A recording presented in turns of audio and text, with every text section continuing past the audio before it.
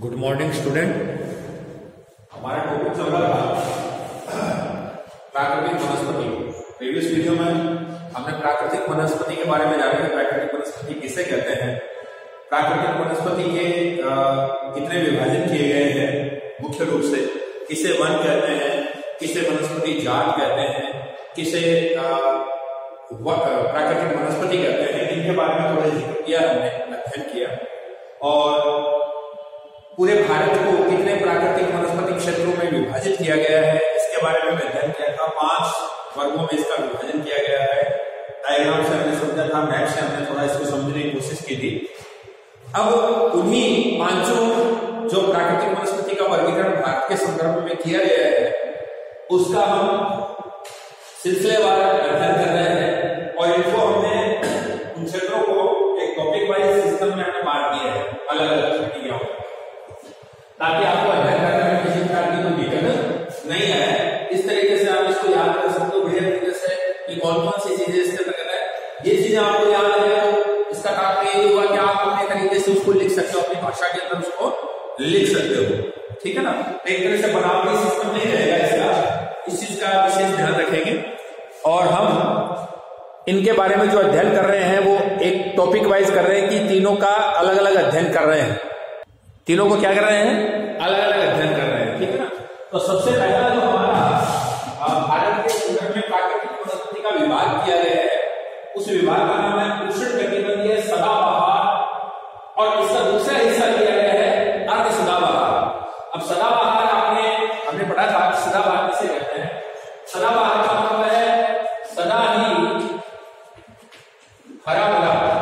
सदा ही हरा भरा का तात्पर्य है कि ये वन जो है, ये जो वन्य क्षेत्र है, ये ऐसे क्षेत्रों में पाए जाते हैं जहां वर्षा की अधिकता रहती है, वातावरण में आर्द्रता रहती है, तापमान उच्च रहता है, ठीक है ना।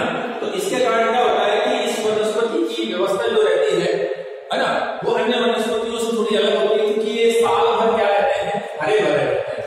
तो साल भर हरे भरे रहने के कारण इसको कहते हैं सदाबहार। सदाबहार का मतलब हमेशा ही उनमें बहार रहे, ठीक है ना।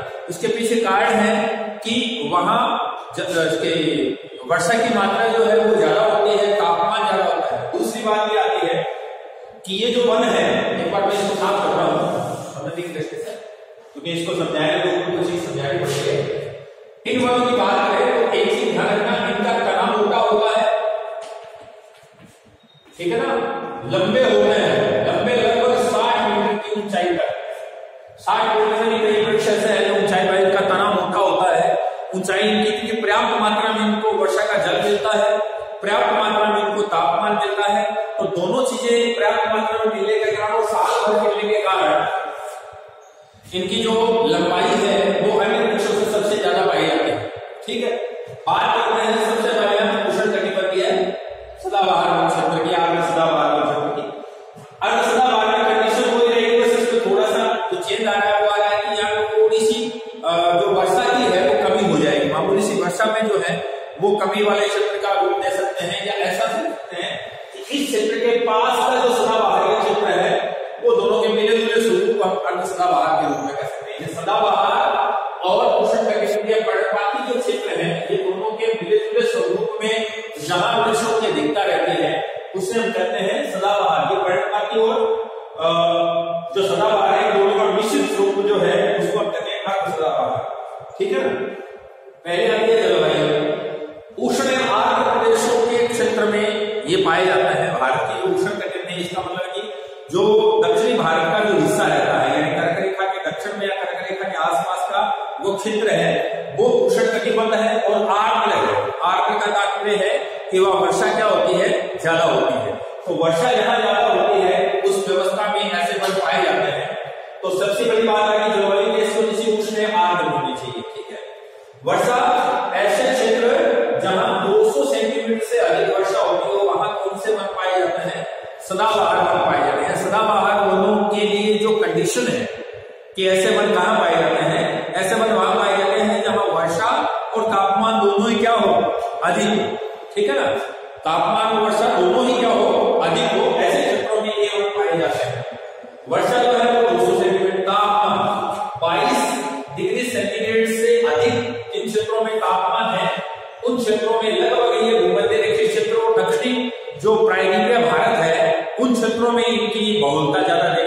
और खास करके जो पश्चिमी घाट वाला क्षेत्र है वो भी मैं आपको बता दूंगा, आपने बताया हुआ है, ठीक है।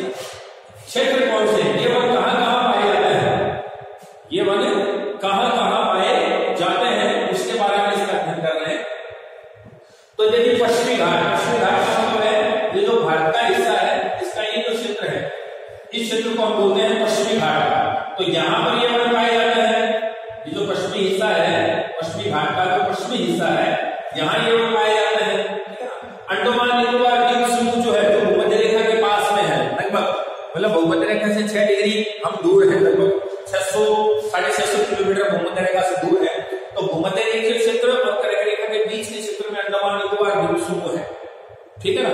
तो भूमध्य रेखा के नजदीक होने के कारण तापमान भी ज्यादा मिलता है। भूमध्य रेखा क्षेत्र एक ऐसा क्षेत्र है जहां बाद दोपहर क्या होती है, वर्षा होती है।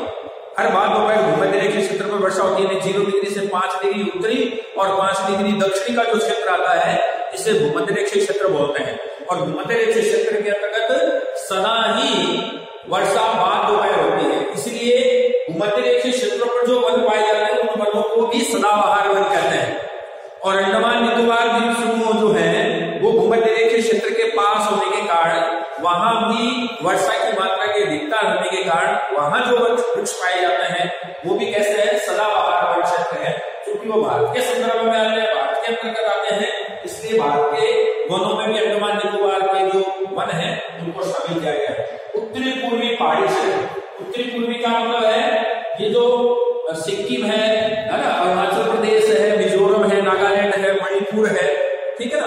तो ये जो उत्तर पूर्व के राज्य है, इन उत्तर पूर्व के जो पहाड़ी क्षेत्र है, जो वर्षा वाले क्षेत्र है, मेघालय का क्षेत्र मुख्य रूप से है, तो उन क्षेत्रों में जो वन पाए जाते हैं वो सदाबहार वन पाए जाते हैं। वृक्षों की प्रजातियां यानी इनके अंदर कौन कौन से वृक्ष पाए जाते हैं, एक बात ध्यान रखना, इनकी लकड़ी जो होती है वो कठोर होती है। इनकी लकड़ी उष्णकटिबंधीय सदाबहार वन या आगे सदाबहार वन जो भी क्षेत्र है, इनकी लकड़ी कठोर होती है, इनका तना कठोर होता है।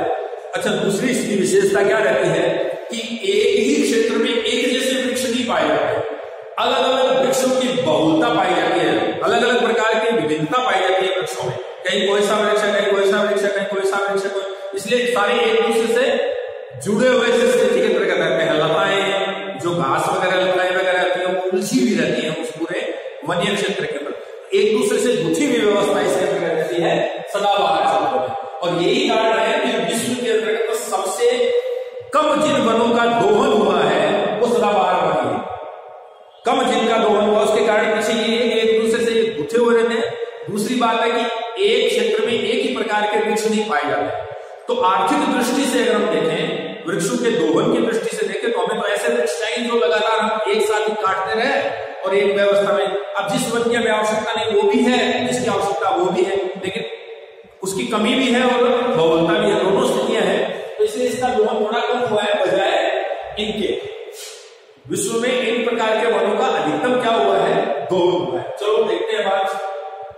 तो वृक्षों की प्रजातियां, इनकी लकड़ी होती है वो थोड़ी काले टाइप में, थोड़ी भूरे टाइप में, डार्क कलर में इसकी लकड़ियां होती है, क्योंकि तापमान क्या होता है, ज्यादा होता है। रोजवुड, महोगनी, एबरी, ठीक है ना, ये प्राकृतिक वनस्पति में जो वनस्पति शास्त्र है, तो वनस्पति शास्त्र के अंतर्गत जो इनके बॉटनिकल नेम है उन दोनों में रोजवुड है, महोगनी है, एबरी है, इस प्रकार की वृक्षों की क्या पाई जाती है, प्रजातियां पाई जाती है। लंबाई की दृष्टि से बात करें तो ऐसे वृक्षों की जो लंबाई है वो लगभग 60 मीटर तक पाई जाती है। 60 मीटर से अधिक ऊंचे पर्वत ये वृक्ष पाए जाते हैं। तो ये उष्णकटिबंधीय सदाबहार वनों के बारे में जानकारी रहे कि इसके लिए क्या होना चाहिए, उष्ण आर्द्र प्रदेश क्षेत्रों में ऐसे वृक्ष पाए जाते हैं। 200 सेंटीमीटर से अधिक जहां वर्षा होती है वहां ऐसे वृक्ष पाए जाते हैं। 22 डिग्री से अधिक सेंटीग्रेड तापमान होता है वहां ऐसे वृक्ष पाए जाते हैं। इन क्षेत्रों में जो भारत का पश्चिमी घाटीय क्षेत्र है, उत्तरी पूर्वी राज्य में जो पहाड़ी क्षेत्र है, अंडमान निकोबार जो द्वीप समूह है, उन क्षेत्रों में ऐसे वन पाए जाते हैं। रोजवुड, महोगनी, एबरी, ये इनकी क्या है, वृक्षों की प्रजाति है। अर्ध सदाबहार यानी है तो वो सदाबहार है, लेकिन इतने नहीं जितने सदाबहार है। इसका मतलब ये हुआ कि अर्ध सदाबहार का तात्पर्य है कि वो ऐसे संक्रमण क्षेत्र में है जहां सदाबहार भी है और दूसरे वृक्षों की व्यवस्था भी है, तो दोनों के मिले जुले समूह के जो वन होते हैं उन्हें कहते हैं अर्ध सदाबहार। कौन से कहते हैं? अर्ध सदा। ये पश्चिमी घाट का जो क्षेत्र है, इसके आंतरिक भागों के अंदर जो वृक्ष पाए जाते हैं, ठीक है ना, इन क्षेत्रों में जो आंतरिक भागों के अंदर वृक्ष पाए जाते हैं, यहाँ अर्ध सदाबहार का क्षेत्र है। लेकिन इसके साथ ही उष्णकटिबंधीय पर्णपाती वन शुरू हो जाता है, यानी इसकी सीमा शुरू हो जाती है। जब इसकी सीमा शुरू होती है और इसकी सीमा खत्म होती है, तो सदाबहार की सीमा खत्म हो रही है, पर्णपाती की सीमा जहां मिक्स हो रही है यानी शुरू हो रही है, तो शुरू होने और खत्म होने के बीच में जो सदाबहार के क्षेत्र आते हैं, वृक्षों की अधिकता रहती है, ठीक है ना, तो उन वृक्षों को हम कहते हैं अर्ध सदाबहार। जैसे आप बुक में पढ़ोगे आपको इसको समझ में आएगी अर्ध सदाबहार। इसको ऐसे कर सकते हैं कि सदाबहार और पर्णपाती वन, सदाबहार और पर्णपाती वन के मिश्रित स्वरूप को आप कह सकते हैं अर्ध सदाबहार वन क्षेत्र, ठीक है ना। इसमें थोड़ी वर्षा जो होती है वो मान सकते हैं कि यहाँ 200 सेंटीमीटर से अधिक है, वहां 150 से 200 सेंटीमीटर के या 100 से 200 सेंटीमीटर का तो नहीं कह सकते, 150 से 200 सेंटीमीटर जहां वर्षा हो रही है उस क्षेत्र के जो संक्रमण है, संक्रमण का मतलब जहां दोनों आपस में मिल रहे हैं, संक्रमण का तात्पर्य जहां दोनों आपस में क्या हो रहे हो, मिल रहे हो, ऐसे वनीय क्षेत्रों को हम कहते हैं अर्ध सदाबहार। और लगभग जो परिस्थितियां हैं जो वनों के स्वरूप है वो ऐसे कैसे इसमें पाए जाते हैं। दूसरा जो हमारा टॉपिक आता है वो आता है उष्णकटिबंधीय पर्णपाती वन। अब इसको मैं साफ कर रहा हूं ताकि डायग्राम बनाने में अपने को दिक्कत नहीं हो, ये चीज समझ में आ गया आपको, समझ करके आप इसको उतार सकते हो, ठीक है ना। ठीक, अब देखिए बात करते हैं जलवायु में। तो यहाँ कौन सी? मानसूनी प्रकार। वैसे तो भारत की जलवायु मानसूनी प्रकार की है, ठीक है, लेकिन यहाँ मानसूनी अनुपात में ये रखा गया है कि इन वृक्षों की एक विशेषता होती है कि ये शुष्क अवस्था में अपनी पत्तियों को गिरा देते हैं ताकि वाष्प उत्सर्जन कम हो। शुष्क अवस्था में यानी शुष्क ऋतु जब आती है, जो ग्रीष्म की शुष्क ऋतु आती है, उस ऋतु में ये अपनी पत्तियों को गिरा देते हैं। इसके पीछे रीजन ये रहता है कि वो जो वृक्षों का जो वाष्प उत्सर्जन होता है, वो अपने नमी का जब उत्सर्जन करते हैं वृक्ष, तो वो पत्तियों के माध्यम से उत्सर्जन किया जाता है, ठीक है ना। तो जितनी ज्यादा पत्तियां होंगी उतना ज्यादा उत्सर्जन होगा, तो इसलिए वो अपनी पत्तियों को क्या कर देती है, ऋतु के अनुसार एक प्राकृतिक व्यवस्था है कि वो अपनी पत्तियों को गिरा देते हैं। या ऐसा कह सकते हैं कि मानसून आने से पहले वो अपनी पत्तियां गिरा देते हैं। शुष्क ऋतु के बाद में कौन सी, ग्रीष्म ऋतु के बाद में कौन सी ऋतु आती है? वर्षा ऋतु आती है। और भारत के अंदर जो वर्षा होती है वो किस प्रकार की होती है?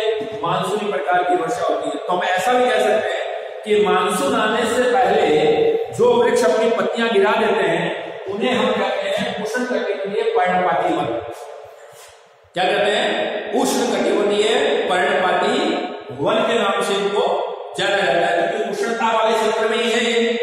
उष्णकटिबंध या उपोष्णकटिबंधीय क्षेत्र में आते, राजस्थान से लेकर और कन्याकुमारी तक का जो हिस्सा रहता है इनका, वो किसमें रहता है? उष्णकटिबंधीय व्यवस्था में रहता है। तो उष्ण और उपोष्ण दोनों की स्थितियां लगभग सेम सी रहती है, इसलिए इसको सीधे नाम दे दिया उष्णकटिबंधीय पर्णपाती वन, के इसको नाम से जाना गया है, ठीक है ना। और इसकी जो जलवायु मानसून प्रकार की उष्णकटिबंधीय जलवायु, शुष्क जलवायु है। उष्णकटिबंधीय शुष्क जलवायु के रूप में आते हैं। तो ये शुष्क स्थिति में अपनी पत्तियों को क्या कर देते हैं? गिरा देते हैं, इसलिए इसका नाम रखा गया है पर्णपाती वन। अब आपसे पूछ सकते हैं पर्णपाती वन किसे कहते हैं? तो पर्णपाती वन वे वन होते हैं जो शुष्क ऋतु में अपनी पत्तियों को क्या करते हैं? गिरा देते हैं, ठीक है। इसीलिए इसका नाम पतझड़ वन भी कहते हैं। कौन सा वन कहते हैं? पतझड़ वन भी कहते हैं। इनको दो कैटेगरियों में विभाजित किया गया है, दो क्षेत्रों में इसका विभाजन किया गया है। एक पर्णपाती, एक अर्ध पर्णपाती भी कह सकते हैं। दो रूपों में हम इसको ले सकते हैं, दो स्वरूप में इसका विभाजन किया जा सकता है, उसके आधार पर देखेंगे हम इसको। अब दो भागों में नाम दिया गया कि पर्णपाती और अर्धपर्णपाती। अब अर्धपर्णपाती और पाती का तात्पर्य जो यहाँ आया है उसमें हम समझ सकते हैं कि इसके संदर्भ में ले रहे हैं, इसके संदर्भ में लेने का मतलब इनका विभाजन जो हुआ है वो किसके दाग पे हुआ, वर्षा के दाग पे हुआ है। तो वर्षा के दाग पे कह सकते हैं, तो एक को कह सकते हैं आर्द्र पर्णपाती, आर्द्र पर्णपाती। आर्द्र पर्णपाती का मतलब है 100 से लेकर 200 सेंटीमीटर जहां वर्षा होती है, ऐसे वनों को आर्द्र पर्णपाती या पूर्ण पर्णपाती वनों के नाम से जानते हैं। अर्ध पर्णपाती का तात्पर्य हुआ शुष्क पर्णपाती। तो शुष्क पर्णपाती का मतलब होता है 70 से लेके 100 सेंटीमीटर जहां वर्षा होती है। तो दो वर्गों में इसका विभाजन किया गया है, यानी उष्णकटिबंधीय पर्णपाती वन जो है वो ऐसे वर्षा वाले क्षेत्रों में पाए जाते हैं जहां 70 से लेकर 200 सेंटीमीटर के बीच में क्या होती है, वर्षा होती है। 70 सेंटीमीटर से 200 सेंटीमीटर के बीच जहां वर्षा होती है वहां ऐसे वन पाए जाते हैं। और इन्हीं वनों के आधार पर दो प्रकार के वन हैं, पर्णपाती और अर्ध पर्णपाती। अर्ध पर्णपाती का तात्पर्य यहाँ ऐसे संबंध में नहीं कि आधी पत्तियां गिराते हैं। अर्ध पर्णपाती का मतलब ये हो गया कि जहां वर्षा का स्वरूप जो है वो कम हो जाता है। तो वर्षा के स्वरूप कम होने के आधार पर इसको कहते हैं आर्द्र पर्णपाती यानी कि पर्णपाती, और शुष्क पर्णपाती यानी अर्ध पर्णपाती। ठीक है ना, इन दो रूपों में इसका विभाजन कर सकते हैं। ये समझने की दृष्टि से मैंने आपको बताया है, इस तरीके से हम इसका दो विभाजन कर सकते हैं। तो पहले वाले जो पर्णपाती इसका मतलब वो आर्द्रता। आर्द्रता क्यों है, क्योंकि वर्षा ज्यादा है, जहां वर्षा ज्यादा होगी वहां आर्द्रता क्या होगी, ज्यादा होगी। शुष्कता है, शुष्कता का मतलब क्या हो गया कि ऐसे वन क्षेत्र जहां 70 से लेकर 100 सेंटीमीटर के करीब क्या होती हो, वर्षा होती हो, उन्हें हम कहते हैं शुष्क पर्णपाती वनों के नाम से जानते हैं। तो वर्षा के आधार पर इनको दो भागों में विभाजित किया गया है वर्षा की उपलब्धता के आधार पर। एक ये वाले जो है इनको हम बोलते हैं शुष्क और इनको हम बोल देंगे आर्द्र। ऐसे समझ लो आप, यानी 70 से 100 सेंटीमीटर वाले जो है वो शुष्क पर्णपाती वन है और 100 से 200 सेंटीमीटर वाले हैं वो आर्द्र पर्णपाती वन है। इस प्रकार का विभाजन किया गया। तापमान लगभग 20 डिग्री के करीब या 20 से ज्यादा इसके करीब रहता है, 20 डिग्री से अधिकतम इसमें तापमान की स्थिति रहती है। ठीक है ना, इन क्षेत्रों में ये वन पाए जाते हैं। देखिए उत्तरी पूर्वी राज्यों का तात्पर्य ये हो गया भारतीय संदर्भ में। अगर हम देखें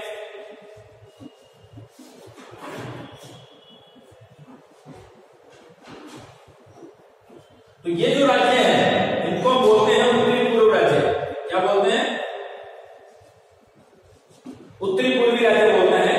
हिमालय के गिरिपथीय क्षेत्र, ये जो हिमालय है, हिमालय के गिरिपथ का मतलब ये जो पर्वतीय क्षेत्र है और पर्वतों के जो नीचे के हिस्से हैं इनको बोलते हैं गिरिपथ।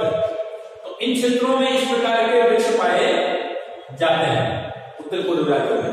पश्चिमी घाट, तो ये देखिए पश्चिमी घाट का वो पूरा क्षेत्र, ये प्रायद्वीप में बटा है इसका ये हिस्सा, ये पश्चिमी घाट है, पूर्वी घाट। तो पश्चिमी घाट के इस क्षेत्र में तो सदाबहार वन थे और इस घाट के पश्चिमी ढालों की तरफ, इस घाट के पश्चिमी ढालों की तरफ जो क्षेत्र आता है, ठीक है ना, इस क्षेत्र को हम बोलते हैं पश्चिमी घाट का क्षेत्र। तो यहाँ तो सदाबहार वन है, ठीक है ना, और ये पर्णपाती वन है। और सदाबहार और पर्णपाती के बीच का जो हिस्सा था इसी को कहते हैं हम अर्ध सदाबहार वन। तो पर्णपाती वन वाला आ गया, ठीक है ना। पश्चिमी घाट उड़ीसा, ये उड़ीसा का जो क्षेत्र है इस क्षेत्र में ऐसे वन पाए जाते हैं। प्रायद्वीप के पठार के जो क्षेत्र आते हैं बीच के हिस्से देश में आते हैं, ठीक है ना।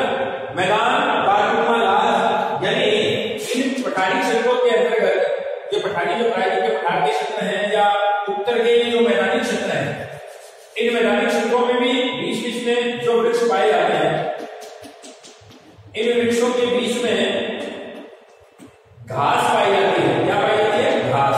तो घास पाई जाती है, जो चारों तरफ वृक्ष होते हैं बीच में घास होते हैं, तो ऐसे लगता है जैसे पार्क बना हुआ हो। पार्क में क्या होता है, जैसे ये पार्क है, इस पार्क के जैसे मान लो ये इसमें जगह निकाल दी, यहाँ वृक्ष जगह जगह वृक्ष होते हैं, लेकिन बीच में क्या होती है, घास घास घास घास घास।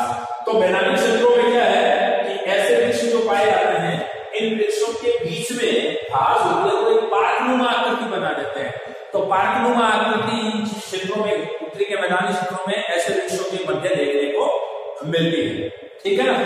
ये फिर इनकी लकड़ी कौन सी है, ये घास क्षेत्र में प्रमुख रूप से घास क्षेत्र भी पाए जाते हैं मध्यवर्ती क्षेत्र में, जो वृक्षों के मध्य में सागवान, साग, शीशम, बुर्रा, महुआ, आंवला, ठीक है ना। इनकी जो प्रजातियां हैं जो इनमें पाई जाने वाली हैं वो कौन से हैं? सागवान की लकड़ी पाई जाती है, सागवान के वृक्ष पाए जाते हैं, साल के वृक्ष पाए जाते हैं, शीशम के। सागवान की लकड़ी बहुत मजबूत लकड़ी होती है, हल्की होती है और मजबूत भी होती है। साल, शीशम, बुर्रा, महुआ, आंवला, ये सारे जो है ये इनके अंतर्गत पाए जाते हैं। शुष्क ऋतु में ये अपनी पत्तियों को क्या कर देते हैं? गिरा देते हैं। शुष्क ऋतु में ये अपनी पत्तियों को गिरा देते हैं ताकि वाष्प उत्सर्जन क्या हो? कम हो। ये वृक्षों की विशेषता है, या ऐसा कह सकते हैं कि मानसून आने से पहले ये अपनी पत्तियों को गिरा देते हैं। ठीक है, ये हो गया। अब तीसरा जो पार्ट हमारा आता है वो भी उष्णकटिबंधीय क्षेत्र का ही है, ठीक है। लेकिन इसके अंदर एक चीज आगे इसका है कांटेदार का। कांटेदार का तात्पर्य हुआ कि आर्द्रता में कमी, लेकिन तापमान में वृद्धि।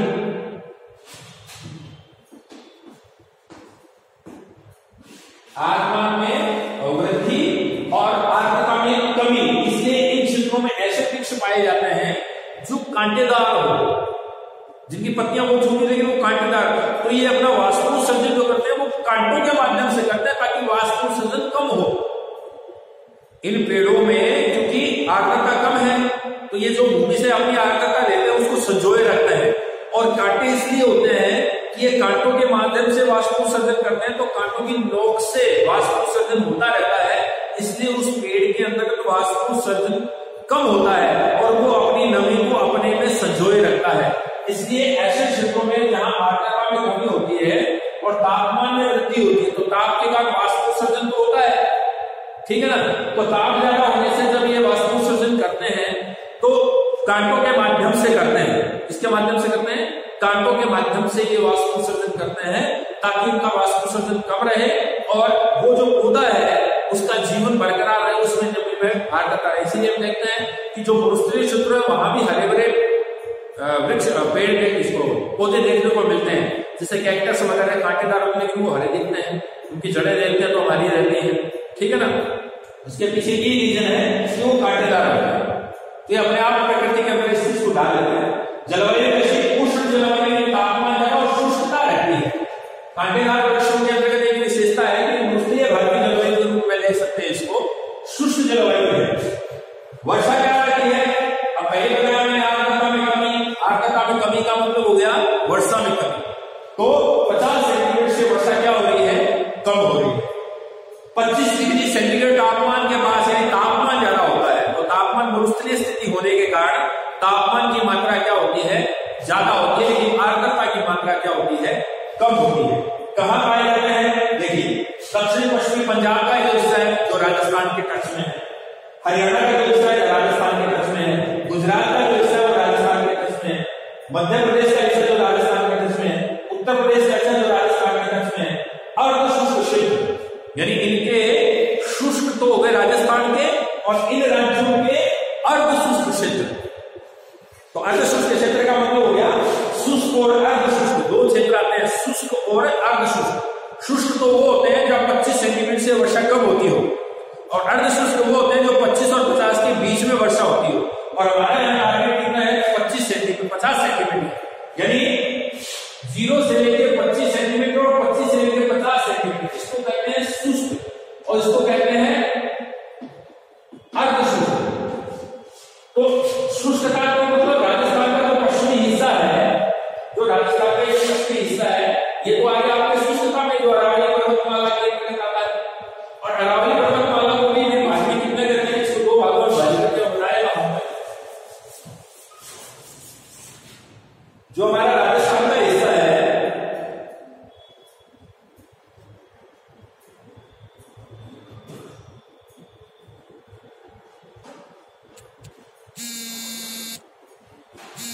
इस राजस्थान के हिस्से में यहाँ क्षेत्र अरावली पर्वतमाला है, ठीक है ना। अरावली पर्वतमाला में इस साइड में जो है वो पश्चिमी राजस्थान है, और खास करके कौन सा भाग? मरुस्थलीय भाग या शुष्क मरुस्थलीय क्षेत्र, ऐसा है। अब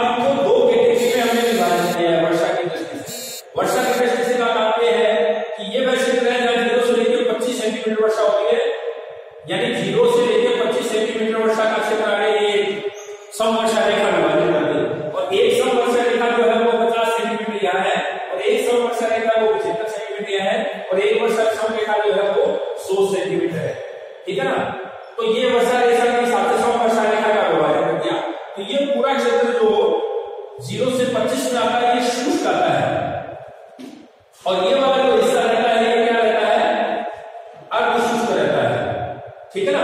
तो 25 से 50 का हिस्सा है वो अर्धशुष्क में और 0 से 25 का हिस्सा है वो 31 में रहता है शुष्क में। इसको हम बोलते हैं मरुस्थलीय और इसको बोलते हैं अर्धमरुस्थलीय। ऐसा भी कह सकते हैं मरुस्थलीय और अर्धमरुस्थलीय। वो भी किसके आधार पर विभाजन किया गया है, वर्षा के आधार पर ही इनका विभाजन किया गया है। तो यहां वो चीज आ रही है 50 सेंटीमीटर से कम वर्षा वाले क्षेत्र है वहां इस प्रकार की वनस्पति पाई जाती है। ठीक है ना। और कौन से दक्षिण पश्चिमी राजस्थान पंजाब का हिस्सा है, तो दक्षिण पश्चिमी पंजाब का हिस्सा कम से हो गया, राजस्थान में ये हिस्सा आ गया, हरियाणा का राजस्थान में ये हिस्सा आ गया। ठीक है ना।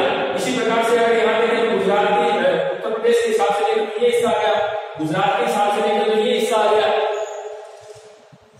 मेरी बात समझ आ रही है। मध्य प्रदेश के दक्षिण से देखें तो ये हिस्सा आ गया। तो कहने का तात्पर्य है कि राजस्थान और मध्य प्रदेश गुजरात इन सब क्षेत्रों में इस प्रकार की जो वनस्पति पाई जाती है उन्हें कहते हैं उष्णकटिबंधीय कांटेदार वन। अब इनमें कौन कौन से वृक्ष ऐसे हैं जो मरुस्थलीय क्षेत्र में पाए जाते हैं या उष्णकटिबंधीय कांटेदार क्षेत्र की प्रजातियां हैं, उसमें बबूल, खैर, बैर, खेजड़ी, खजूर, नीम, पलाश, ये यहाँ की प्रमुख प्रजातियां हैं। और इसके साथ साथ इन सभी पेड़ों के मध्य 2 मीटर लंबी गुच्छेदार घास भी पाई जाती है। ठीक है ना। पश्चिमी राजस्थान जो है हमारा, पश्चिमी राजस्थान में 2 प्रकार की प्रमुख घासें पाई जाती हैं जिसको हम कहते हैं धामण और सेवण। धामण और सेवण घास है। जो धामण और सेवण घास है, ये धामण जो घास है वो पशुओं के दुधारू पशु जो होते हैं, जो दूध देने वाले पशु होते हैं, उनके लिए प्रमुख घास मानी जाती है। सेवण घास जो होती है वहां के पशुओं के लिए प्रमुख मानी जाती है। तो लगभग 2 मीटर लंबी गुच्छेदार घास भी इन वृक्षों के मध्य पाई जाती है। तो ये 3 प्राकृतिक वनस्पतियों की दृष्टि से देखें तो भारत को 3 क्षेत्रों में इसका विभाजन करके मैं बता दिया मैंने आपको। डायग्रामेटिकल सिस्टम से अगर आप देखें इसको तो कहां कहां होती है इसका भी मैं आपको बता देता हूं। इस डायग्राम से भी आपको पता लग जाएगा। फिर 2 मुद्दे और रहेंगे।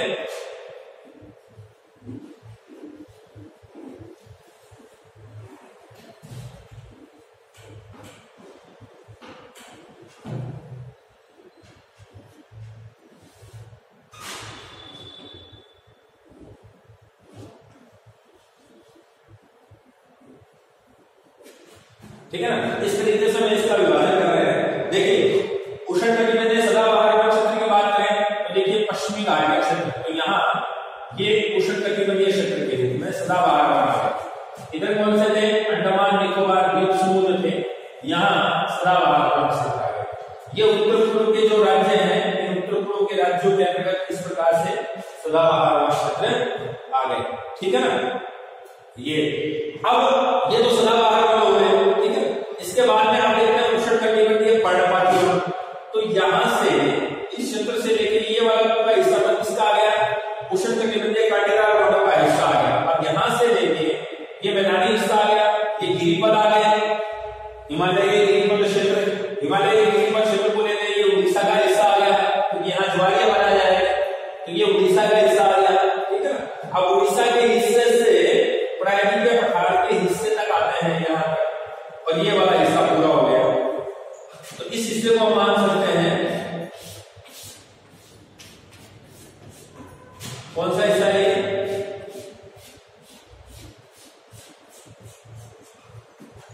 ठीक है ना। क्योंकि यहाँ पर जो बनाए हैं ना वो ज्वारीय बनाए हैं। यहाँ भी बीच में, ठीक है, इस तरीके से ये अब उष्णकटिबंधीय कांटेदार वन है, तो कांटेदार वन है तो कांटेदार में बना लेते हैं।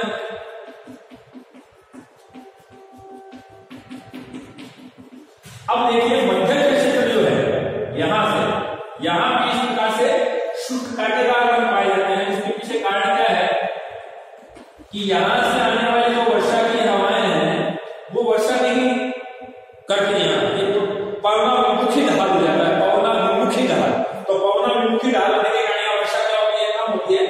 यहाँ भी उष्णकटिबंधीय वर्षीय क्षेत्र पाए जाते हैं। इस तरीके से मेरी बात समझ आ रही है आपको। उसके बाद में जो दूसरे रहेंगे वो हमारे रहेंगे पर्वतीय वन, जो इन क्षेत्रों में जो पर्वतीय वन है, ठीक है ना, पश्चिमी घाटी में पर्वतीय वन वो रहेंगे, और मैंग्रोव वन रहेंगे। तो मैंग्रोव वन में यहाँ 2-3 जगह मैंग्रोव वन, जो डेल्टा वाले क्षेत्र है वहां इस प्रकार के मैंग्रोव वन देखने को मिलेंगे हमारे को, ठीक है ना।